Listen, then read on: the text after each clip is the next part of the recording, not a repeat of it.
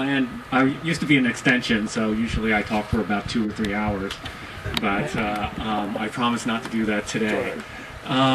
Thank you very much, Chris, and I'd like to thank Eckhart and Ben for inviting me to be here today. Always a pleasure to meet with growers. As Chris said, I was here before. Just a quick little background.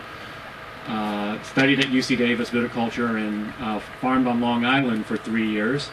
Then came out to the Willamette Valley and was vineyard manager at Temperance Hill Vineyard, north of Salem, next to Bethel Heights, for 16 years.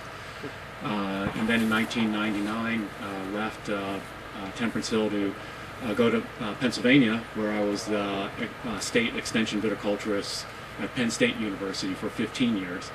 And just arrived back here in beautiful Oregon in May.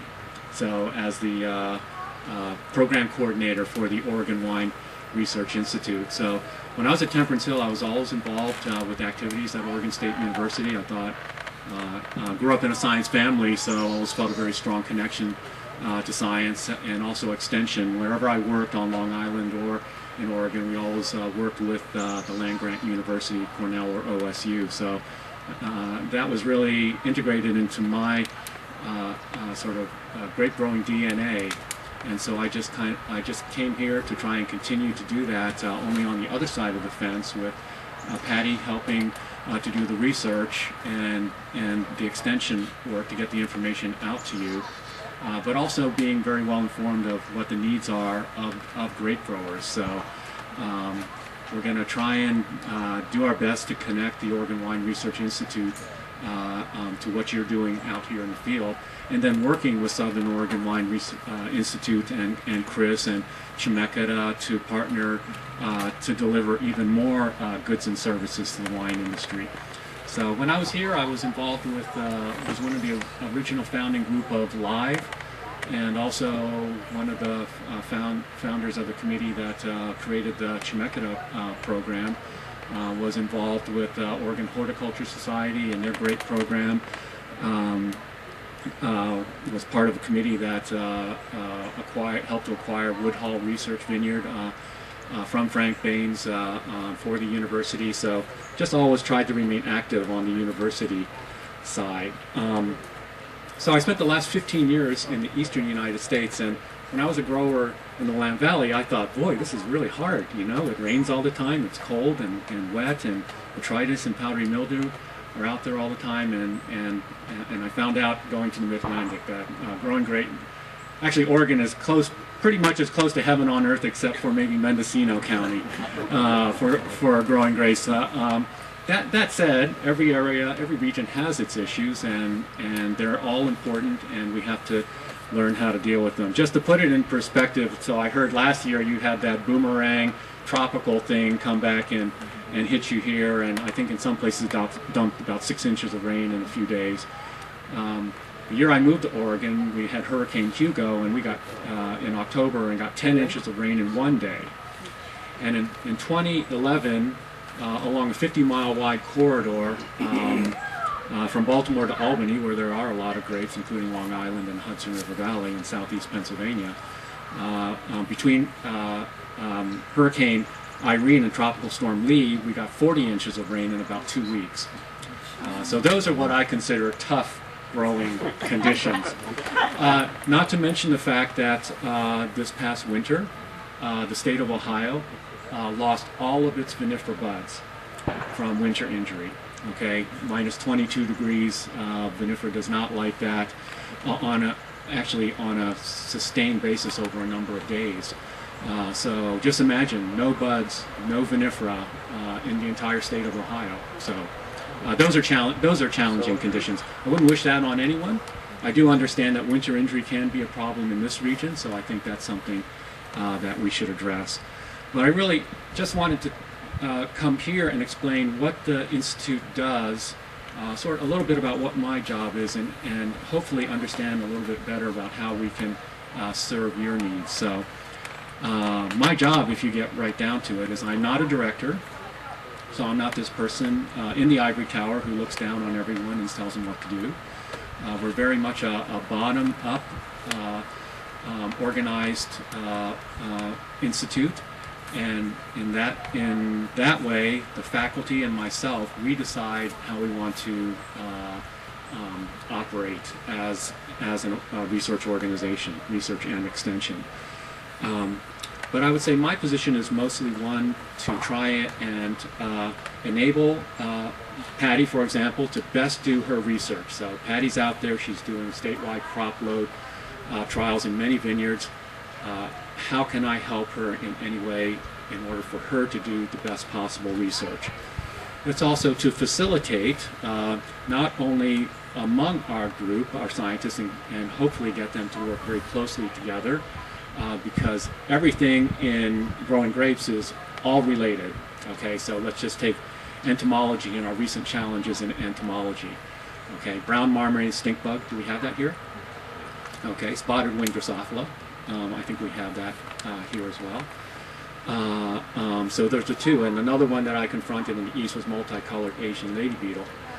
All of these have the potential to do severe economic damage to not only the grapes but the end wine product. I was around in, I think it was 2003 when Ontario first got hit by multicolored Asian lady beetle, which was brought in as a biological control for soybean aphids. So, you don't get something for nothing in nature or agriculture. So there's always some side effects, unintended side effects that may happen.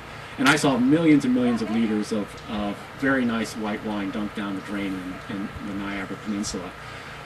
So we have lots of challenges in these areas: spotted winged Drosophila, and perhaps the arrival of late season rot organisms like the sour rots, the yeast and bacteria can be very, very problematic for grape growers and for wine quality. And these are issues that we need to attend to, as well as the long-term stuff like crop load and canopy management, the things that are big questions that are always out there that we need to address and understand in the context of not only Oregon, but our smaller regions like here in the Rogue and whatever the particular issues are here in this area. So when I think of Southern Oregon, and as I've traveled around the state over the last 3 months, it just dawned on me that, well, we basically have the 4 regions, Southern Oregon, which I really distinctly think of as the Umpqua and the Rogue, then the Columbia Gorge and Eastern Oregon. Well, 3 of our 4 regions, even if they're not size-wise, not as big as the Willamette Valley, are basically warm to hot and dry regions where plant-water relations are incredibly important, as well as irrigation scheduling. So these are issues that we definitely need to address that are very pertinent to you. So we have Dr. Vinay Pagay, who I knew at Cornell, who's now the viticulture researcher at the Southern Oregon Research and Extension Center in Central Point, and he's largely focused on issues really that matter to you, and certainly it is our desire that the research that he does ends up in your hands and helps you to grow better grapes and make better wine. So Vinay is an incredibly smart young man, super energetic. I hope you'll all meet him sometime soon. Much smarter than I am. Comes out with incredible innovative ideas, including, I don't know if you heard, Martin, he's got a small microsensor that they actually would like to, they implant in vines that monitor sap flow in vines. So, and the uses for these technologies, not just in grapes and vineyards, are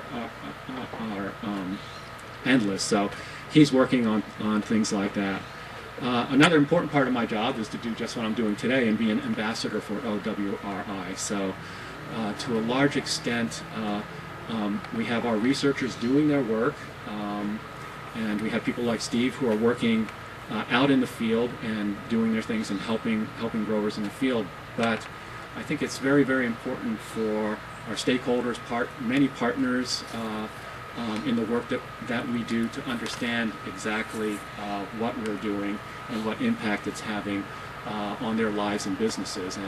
And to a large, I'm out here just making the case for OWRI, the Institute was created through very generous donations from the wine industry, and just making sure that everybody who has a financial commitment, not only in terms of a direct donation to the Institute, but also your livelihood and your businesses, feels that what we do at the Institute is making a difference in your lives and businesses. So I'm out here all the time. Oh gosh, I guess I'm a politician then, basically. So sorry about that. I don't want to get into drill down too much into detail of our actual work, other than to say, for me, kind of an epiphany event coming out here was back in April. I was just doing my work as extension work, and there was a large tasting of Pinot Noir. Yes, I'm sorry, it was the Willamette Valley, but they were in Washington, D.C., and a couple of extension friends of mine went to this tasting and came back very excited about Oregon Pinot. Said there were 50 wines there, they tasted all the wines, and they thought they were all just absolutely fantastic.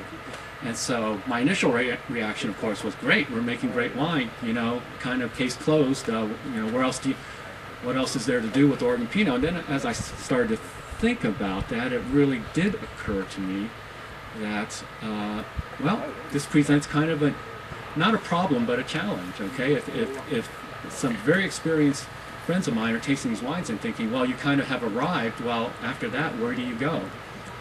And the more I thought about it, the more I thought that I don't know a single wine maker or grower that has ever told me, well, I sort of think I've grown the best grape or made the best wine I'm ever going to make. I think that just isn't in the way that we think about what we do. There's always some improvement that can be made, and so I really hope that at the Oregon Wine Research Institute we can do work that solves your everyday problems, yes, and those are immediate and present concerns. But also that we can kind of guide the industry to the next place, whether it's in the Willamette Valley or here in the Umpqua or down in the Brogue, to where we'll reach another level of quality that will make Oregon an even more respected and recognized place where great wine is grown at an international standard. So where that vision is, whether it's the next Dijon clones that push quality even higher, or whether it's, for example, Steve Price figuring out how to lag phase crop estimate and getting everybody's vines in balance. Those kind of big steps forward are something that I would like for the Institute to pursue. And I think Patty's work certainly has the potential to do that, because I dealt with Pinot Noir economics for a long time, and I know from personal experience that if a Pinot grower at the high end can tweak just a few $100 more a year out of an acre of grapes, that can be the difference between making a decent living and making a really good living. So we toe a very fine line here, and at the Institute we'd like to help you to maybe widen that gap and become even more successful and profitable. If I had more time, I would go over each person in the Institute and what work they do. Suffice to say that in viticulture, we have Patty and Laurent Deluc, who are doing work directly with grapevines. For grape fungal and viral diseases, we have Dr. Walt Mahaffey, who many of you are familiar with his spore trapping technology, and Dr. Bob Martin. Both of them are with ARS, and Bob's our virologist. So as red blotch becomes an increasing concern in Oregon, certainly Dr. Martin will be looking at that. Dr. Von Walton is very, very important in our group, looking at investigating insect pests for us. And so once again, getting back to the insect pests, you have something like spotted wing Drosophila that creates pathology problems, that creates winemaking problems. So it's never just one thing in isolation. You have to look at the whole big picture, and that's why the interdisciplinary nature of the Institute is so important for us, and why collaboration is so necessary. We have Dr. Paul Schreiner, who investigates grapevine nutrition and physiology issues, and then of course there's Vinay, focusing on water relations in southern Oregon. And on the wine chemistry side, we have Michael Chien, wine production, Dr. James Osborne, and wine sensory analysis, Elizabeth. So at the Institute, we do have this philosophy of doing vine-to-wine research. So Patty will start in the vineyard. The wine will be handed, for example, to Dr. James Osborne. He'll do the wine processing to make experimental wines at our winery. And then Michael will do the wine chemistry analysis on the experimental wines, and then Elizabeth will do the sensory analysis of the wine. So it's really, we have every part of the production continuum covered in our research process. And it's just amazing. It builds natural collaborations within our group, but it gives you information along every section of the production stream, hopefully information that that will benefit you. And then, of course, for me, an essential component of all of this is to get the information in your hands. And if anything, that's an area that we really need to work to improve. So, thank you. So locally, we need to work with Steve to make sure that he has the tools to get the information out to you. And of course, Patty has the extension responsibilities also, and so she is also doing outreach to you. I hope you've noticed, for example, just in terms of making information available, that in Practical Vineyard and Winery, which I consider one of the key trade journals actually it's part of Wines and Vines, so I hope that most of you do read that. But in April, there was an article by Walt Mahaffey about his spore trapping research. Then in May, Patty had a terrific article on crop load management. Leaf removal, excuse me, if you can, on leaf removal, yes, and her work with leaf removal. And then just in August, Dr. James Osborne had an article about the effects of botrytis on winemaking and how you can mitigate those effects. So we're just trying to push our research out of the labs and research vineyards and into your hands in ways that it will be very accessible and usable. So in addition to articles in trade journals, we're going to reinstitute a monthly update, which will go out to the OWRI listserv. So I'll just say, if you are not on that listserv, you can go to the Institute website and sign up for that. But that will be a monthly update that will inform readers about exactly what's going on at the Institute. And we'll also include some lighter things in that, like faculty profiles, just so you'll get to know the people at the Institute a little bit better. And then one very important thing that will continue unabated is the technical newsletter, which Patty has been in charge of for many years, which is really, and my job in Extension for 15 years was to scour the landscape for, and I'm talking the international landscape, for useful viticulture information. And the technical newsletter that was produced by Oregon Wine Research Institute is just one of the best there is. Of course, it was focused on Oregon, but I'll say that 80% of viticulture is pretty much the same no matter where you go in the world. That 20% that's left is incredibly important, but you can glean useful information by going just about any place a grapevine is grown in the entire world. So, and then another important thing for me to do is just to come out here, listen to you, get your ideas about what your concerns are, and see how OWRI might be able to address those. So my door is always open, my email, my telephone for sure, to anyone out in the industry who wants to engage OWRI.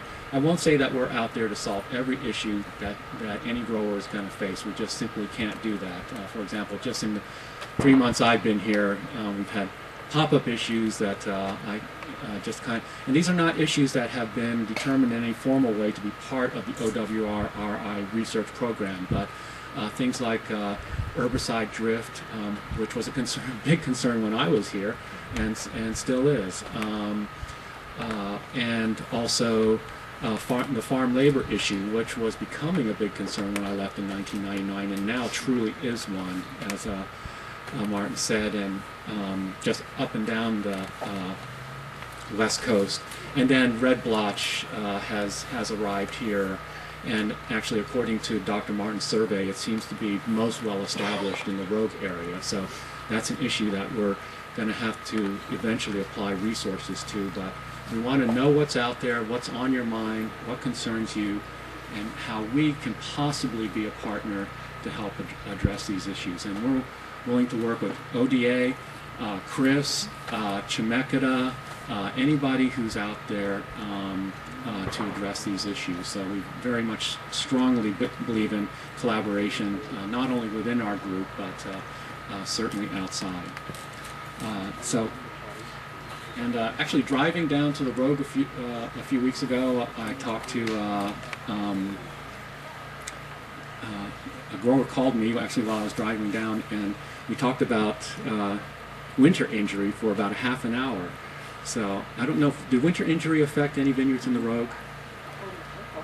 In the Umpqua? Yes? Okay.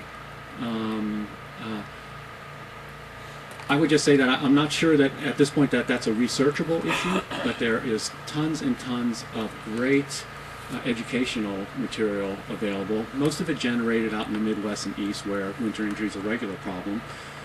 But for example, if that was an issue in your vineyard and you need access to that kind of information, you can contact us at the Institute and we can direct you to that, or connect to Steve. So, but those are the kind of things that we would like to be available to help you with. So we work with the Oregon Wine Board. They provide funding for our researchers to sort of determine and prioritize issues. But this is done through a conversational process with everybody in the wine industry.